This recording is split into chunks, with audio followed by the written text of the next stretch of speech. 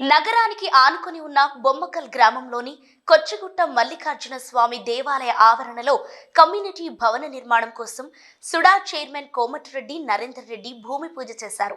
ఈ సందర్భంగా ఆయన మాట్లాడుతూ ఈ భవన నిర్మాణానికి సుడా కింద 10 లక్షల రూపాయల నిధులు కేటాయించినట్లు ఆయన స్పష్టం చేశారు. నగర కార్పొరేషన్ పరిధిలోని గ్రామాలలో ప్రజల అవసరాలకు అనుగుణంగా సౌకర్యాలు కల్పించేందుకు సుడా ఆధ్వర్యంలో ప్రణాళికలు సిద్ధం చేస్తున్నట్లు చెప్పారు. సీఎం రేవంత్ రెడ్డి ప్రభుత్వం పేద, బడుగు, బలహీన వర్గాల అభ్యున్నతే లక్ష్యంగా ముందుకు సాగుతోందన్నారు. ఇందుకు సుడా ఆధ్వర్యంలో మరిన్ని నిధులు కేటాయించి నగరాన్ని ఆనుకొని ఉన్న గ్రామాల్లో ప్రజల మౌలిక సదుపాయాలను కల్పిస్తామన్నారు. ఈ కార్యక్రమంలో కాంగ్రెస్ పార్టీ నియోజకవర్గ ఇన్ఛార్జ్ పురమల్ల శ్రీనివాస్, యాదవ్ సంఘం నాయకులు పాల్గొన్నారు.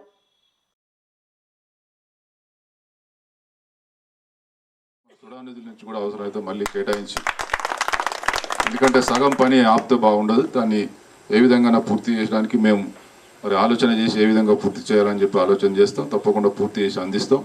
మీకు ఎటువంటి అనుమానం అవసరం లేదు. మీరు ఇలా కాంగ్రెస్ పార్టీ రేవంత్ రెడ్డి గారు ప్రభుత్వంలో అన్ని వర్గాలను అందరినీ ఏ విధంగా ఆదుకోవాలి, ఏ విధంగా అందరి సంక్షేమం చూడాలనేటువంటి తపనతో ఈరోజు ప్రభుత్వం పనిచేస్తూ ఉంది.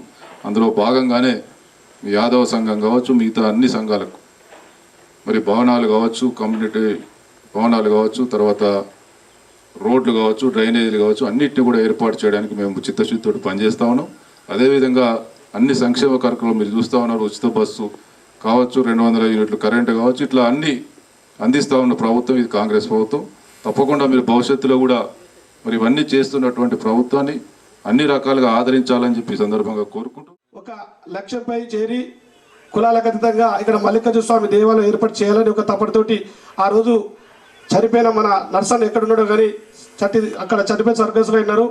ఆయన ఆలోచన మేరకు, ఆయన ఆశయాల మేరకు ఈ గుడి నిర్మించి ఈ గుడిని పవిత్రంగా అందరూ కార్యక్రమాలు కొనసాగించుకుంటా ఇక్కడ మనం బ్రహ్మాండంగా ఇక్కడ పట్టాలు అయితేనేమి, కార్యక్రమాలు అయితేనేమి అన్నీ చెప్పుకోదగ్గ విధంగా అంటే అంగరంగ వైభవంగా చేయడం జరుగుతుంది.